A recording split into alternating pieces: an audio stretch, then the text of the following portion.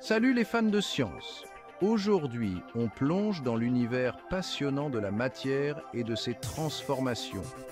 Tout autour de nous est fait de matière, de vos chaussures à votre hamster. Et devinez quoi? La matière peut exister sous différents états, solides, liquides et gazeux. Scientist! Tout d'abord, nous avons les solides, comme un rocher ou une batte de baseball. Les solides conservent leur forme et sont difficiles à comprimer. Ils sont constitués de minuscules particules très serrées, les unes contre les autres. Imaginez un bus bondé. Tout le monde est serré comme des sardines. Ensuite, on a les liquides, comme l'eau ou le jus. Les liquides prennent la forme de leur contenant et peuvent couler facilement. Les particules dans un liquide sont un peu plus espacées, comme des enfants qui jouent à chat perché en récréation. Scientist, enfin, nous avons les gaz, comme l'air que nous respirons ou l'hélium dans un ballon. Les gaz sont tout autour de nous, mais ils sont invisibles. Ils n'ont pas de forme ou de volume fixe et peuvent nader se dilater pour remplir n'importe quel espace. Imaginez les particules de gaz comme des grains de maïs soufflés qui éclatent. Elles se déplacent rapidement et rebondissent les unes sur les autres. Voilà donc les trois états de la matière.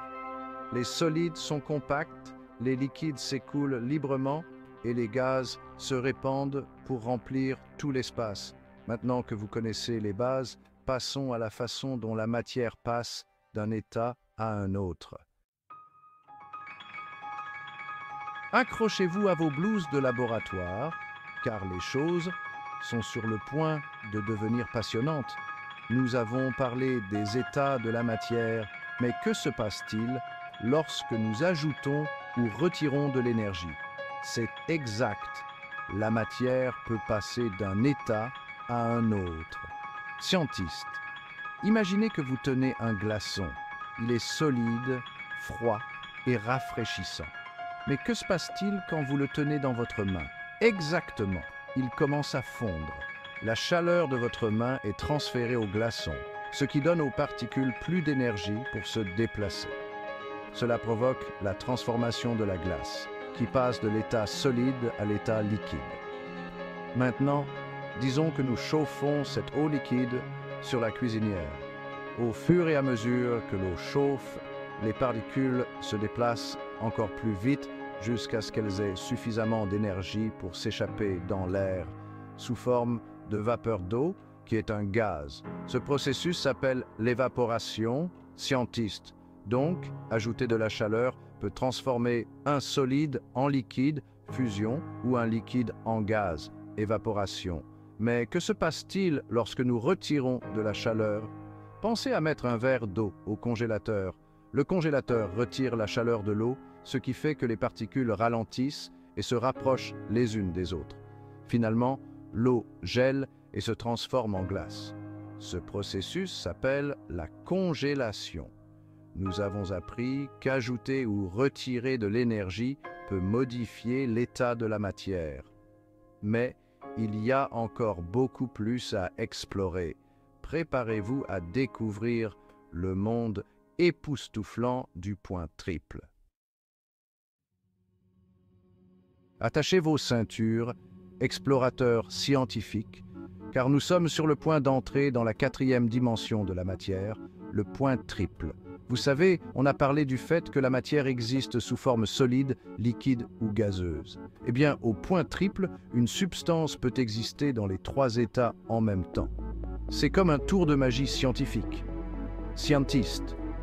Prenez l'eau, par exemple, à une température et une pression spécifiques, 0,01 degré Celsius et 0,006 atmosphères, pour être exact. L'eau peut exister sous forme de glace, d'eau liquide et de vapeur d'eau simultanément. C'est un phénomène époustouflant qui démontre l'équilibre délicat entre la température et la pression pour déterminer l'état d'une substance.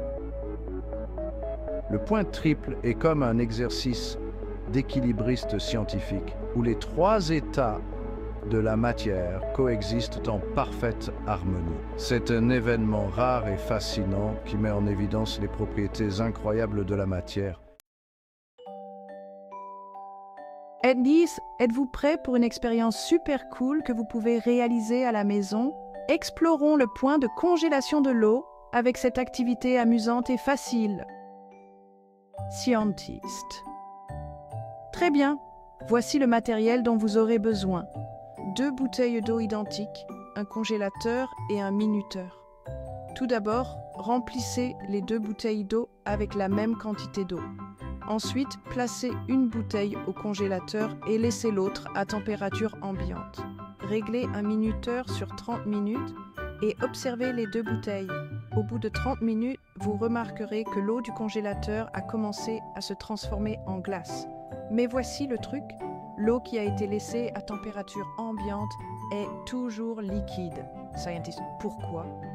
Vous vous souvenez quand on a parlé de retirer de la chaleur pour transformer un liquide en solide?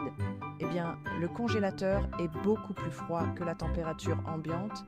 Il retire donc la chaleur de l'eau de la bouteille beaucoup plus rapidement. Cela provoque le ralentissement des molécules d'eau et leur agencement en une structure cristalline, ce que nous appelons la glace. Cette expérience montre que le point de congélation de l'eau est la température à laquelle elle passe de l'état liquide à l'état solide. En modifiant la température, nous pouvons contrôler l'état de la matière.